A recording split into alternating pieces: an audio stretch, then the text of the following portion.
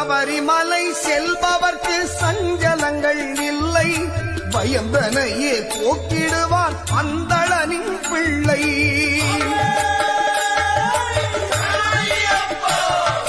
சபரிமலை செல்பவர்க்கு சஞ்சலங்கள் இல்லை, பயந்தனையே போக்கிடுவார். அழாதே பிள்ளையே, உன்னை படைத்தவன் நான் சொல்கிறேன், எல்லா பிரச்சனைகளும் தீரப்போகிறது.